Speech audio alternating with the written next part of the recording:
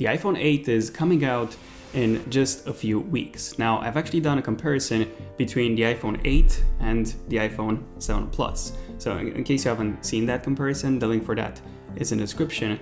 But now I want to see how the iPhone 8 actually stacks up against the Samsung Galaxy S8 and the Samsung Galaxy S8 Plus. So everything when it comes to the design, the display, specs, camera, features, and so much more. So as always, grab some snacks and enjoy this in-depth comparison between the iPhone 8 and the Samsung Galaxy S8 and the S8 Plus.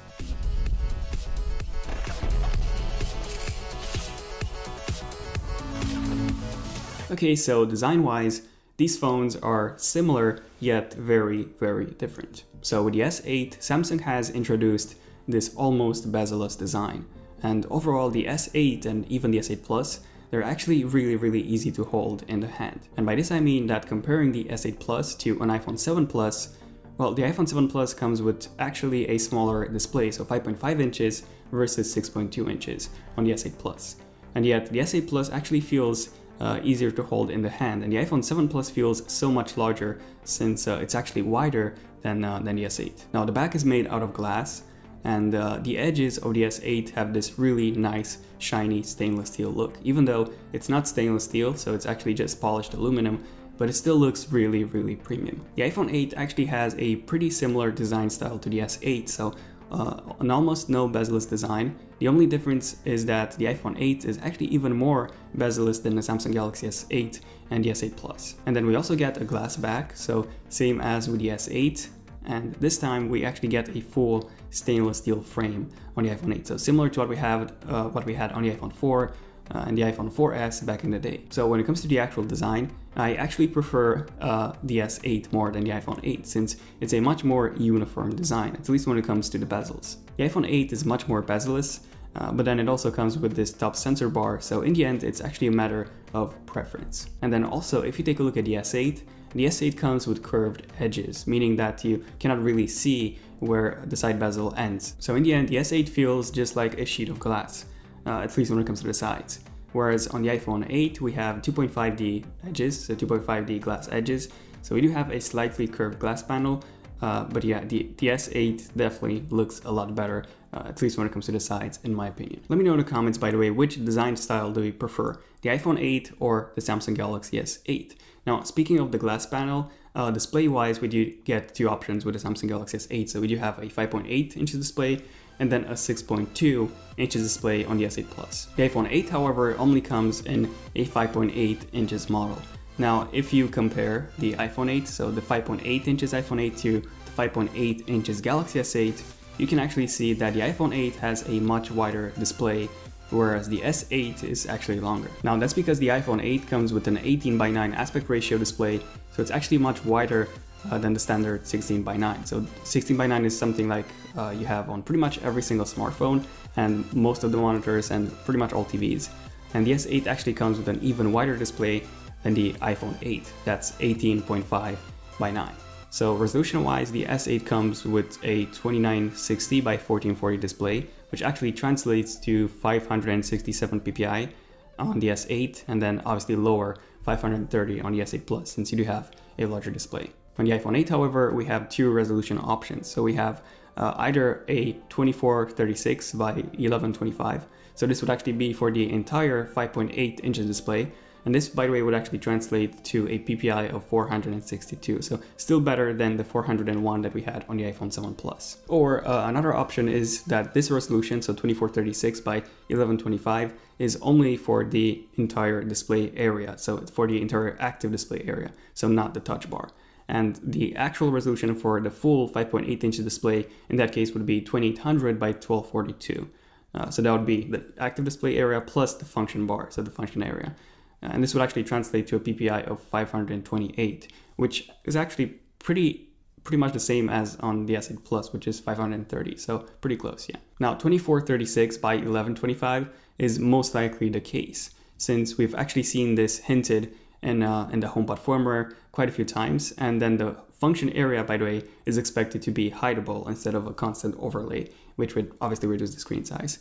So 2436 by 1125 for the entire display area is most likely the option. By the way, this is also 3 times the Retina resolution, so it's pretty easy to scale up.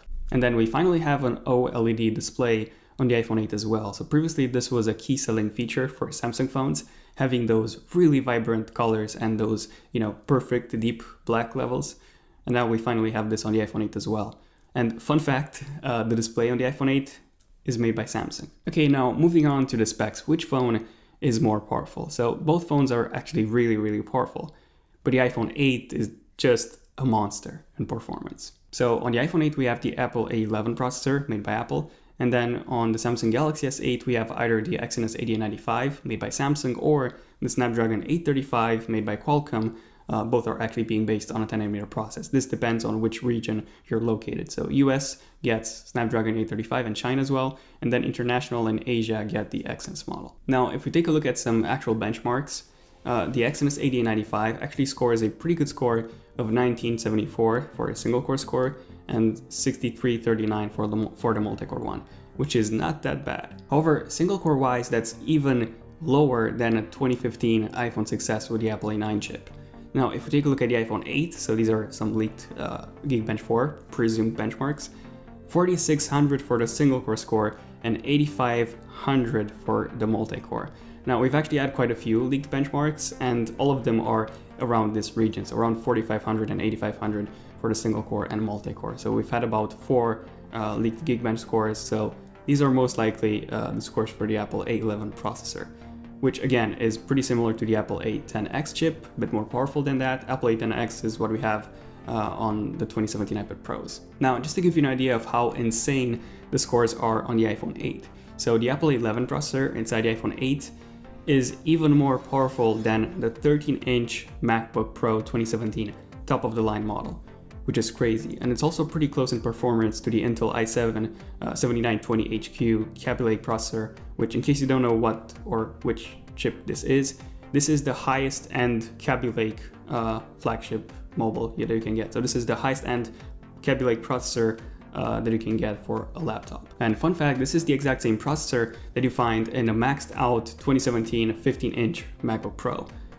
Yeah, that almost $4,000 £4,000 MacBook Pro comes with this processor, and the iPhone 8 is pretty close in performance to that. Crazy, considering that this is a phone. Now, when it comes to the RAM, we get 4GB of RAM on the S8 versus 3GB of RAM on the iPhone 8. However, when it comes to RAM management, iOS is just miles ahead of something like a TouchWiz device. Now, I've actually done a few very in-depth videos comparing the S8 with 4GB of RAM versus the iPhone 7 and even the iPhone 6s, which came with 2GB of RAM. And iOS just outperformed the S7 and the S8 by a lot when it came to RAM management. So check out those videos, Ultimate Speed Tests, link in the description. Really interesting to see what a performance difference actually is. And the Samsung Galaxy S8 does feel very, very laggy from time to time. Now, this is especially because of, Bixby, your favorite assistant. Now, yes, I know. You can use a package disabler and disable all Samsung services running in the background if you wish and if you know what you're doing. But I mean, most people won't be doing that. So most people will just, buy an S8 and just use the S8 as it came out of the box. So performance and optimization wise, the iPhone 8 gets a very, very big win here. Okay, so what about the cameras? You all care about the cameras, so which phone has a better camera? Now, this is pretty difficult to tell right now because, the iPhone 8 hasn't been released, but we do know most of the specs when it comes to the camera, and there's so many things that I would love to cover, but I don't want to turn this into a 1-hour video, so I'll try and be as quick as I can. So I'll just give you the reasons why one phone is better than the other when it comes to the camera. So Samsung Galaxy S8 has optical image stabilization on the front-facing camera, which the iPhone 8, by the way, doesn't. But then the iPhone 8 has between a 9 to a 12 megapixel front-facing camera versus 8 megapixels on the S8. Then the iPhone 8 can record 4K video up to 60 frames per second on both the front-facing camera and on the back-facing one. However, the S8 can only do up to 4K 30 on the back one and Quad HD 30 on the front. Then the iPhone 8 comes with a dual camera module, the Samsung Galaxy S8 doesn't, and the S8 Plus doesn't, so only the Note 8 comes with a dual camera module. And then the iPhone 8 also supports 1080p video recording, slow motion up to 240 frames per second, whereas the Samsung Galaxy S8 only supports 720. up to 240 frames per second. So slow motion, again, better on the iPhone. Again, when it comes to the camera, you can only see the quality after the iPhone 8 gets released, but I just wanted to highlight some of the differences right now. Yeah, when it comes to the special features, there's quite a lot of special features that I want to mention. Again, I'm only going to cover the differences between those two. So the iPhone 8 actually it's most likely to come with a ProMotion display. So this is something that we've seen on the new 2017 iPad. So it's a 120 Hz display panel. And so everything you do is twice more fluid than a 60 Hz panel like we have on the S8. Okay, what else? Well, 3D front-facing camera on the iPhone 8. We also get Face ID on the iPhone 8, facial recognition, Apple Pay payments via Face ID. We get 3D touch, so haptic feedback for the entire surface of the display. And we also get, on the Samsung Galaxy S8, we also have haptic feedback, but it's only for the bottom section, so for the home button. Then we also get dual stereo speakers on the iPhone 8. So these would be the main features of the iPhone 8. And then on the S8, we have VR. VR is a pretty big feature of the S8. So you can buy something like a Gear VR, and then you can use that with the S8. The iPhone doesn't actually have any first-party VR headsets, so yeah, hopefully soon, Apple. What else? Well, on the S8 we have USB-C, we have micro SD card expansion in case you want to increase the storage. Then we also have a larger display that you can get with the S8 Plus if you get an S8 Plus. And then the S8 also comes with much more premium headphones in the box. So AKG tuned headphones, which do sound quite a bit better than the Apple ones, so than the EarPods. So that's a pretty cool thing. And then with the S8, you can also buy the external DX dock, and you can even turn your S8 into a PC, sort of. It's not a full PC, it's not running Windows or anything.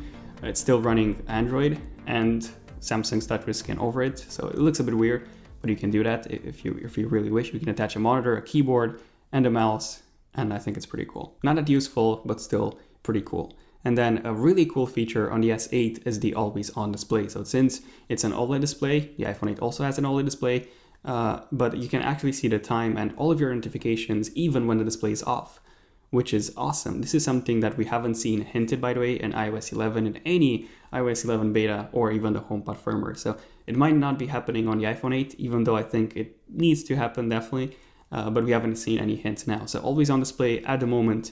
We only have it on the Samsung Galaxy 8. We obviously have it on the Note 8, and yeah, you get it.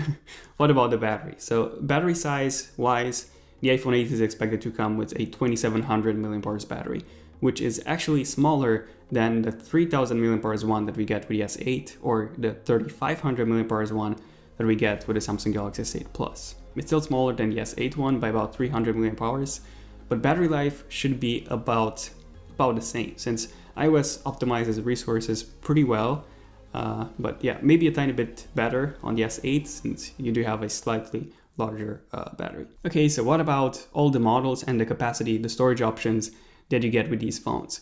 Well, the Samsung Galaxy S8 comes in 64 GB as the baseline option. Now there's also a 128 GB model with 6 GB of RAM, but that's really, really difficult to get. It's only in China and South Korea. It's really difficult to get, so it's usually just the 64 GB model. That's the one that you will find in pretty much every single store.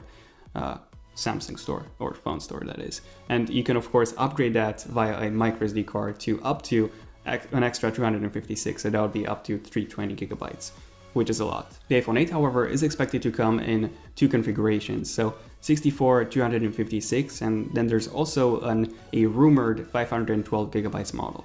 But yeah, 64 and 256 are definitely coming. Okay, so what about the price? Which one of these phones is cheaper? Well, the S8 actually starts at £689, I believe. That would be about $720. And then the S8 Plus is more expensive at about £780 or $840. Now, the iPhone 7 Plus actually starts at £720 or $77 for the 32 GB model, so the baseline one, instead of the 64 like you would get with the S8. The S8 also comes with an SD card port, so yeah, that would be the starting price for the iPhone 7s Plus as well for this year. This year we're getting 3 iPhone models, so 7s, 7s Plus, and then the iPhone 8. Now, the iPhone 8 is going to be a bit more than that, than the iPhone 7s, so more expensive than the iPhone 7s. So the baseline model would be 64 GB, and it's going to be about 800 to 850 pounds, or that would be between $900 to $970 or so, which would obviously increase for higher storage options. And so yeah, the iPhone 8 is more expensive than the S8. So in the end, which one is better, the S8 or the iPhone 8? Well, honestly, it depends. And I know this is always the answer, but the S8 is cheaper, but it's also less powerful. The iPhone 8, however, is Apple's biggest redesign and the biggest change ever since the original iPhone back in 2007. So in the end, it all comes to which services do you actually prefer? Do you prefer using Apple apps, or do you prefer using Samsung apps, or do you prefer using Google apps by any chance? I prefer using Google apps, for example. They actually work really, really well on the iPhone as well, contrary to the popular belief. So if you prefer Google apps, you're okay with both the S8 and the iPhone, with either of these. But yeah, let me know in the comments which services do you guys prefer. Now, I am going to do a much more in-depth comparison once the iPhone 8 finally releases in a few weeks. Now, I just wanted to give you a general idea of all the main differences between those two phones, just to give you a good idea. So yeah, this has been pretty much it for this video. Feel free to subscribe if you want to see more in-depth comparisons like this one and more in-depth videos. And also be sure to enable notifications on my channel if you wish. That would be pretty cool. You can do that by simply tapping on a bell icon and you'll be notified as soon as I upload a brand new epic video. Also, let me know in the comments which one of these phones would you actually pick and why. And also, if you made it until the end of this video, and yeah, feel free to give this video a like if you've enjoyed it, so let me know. And this has been pretty much it. So yeah, thank you all for watching. I'm Daniel, and see you guys in my next one. Zenok Tech, signing out.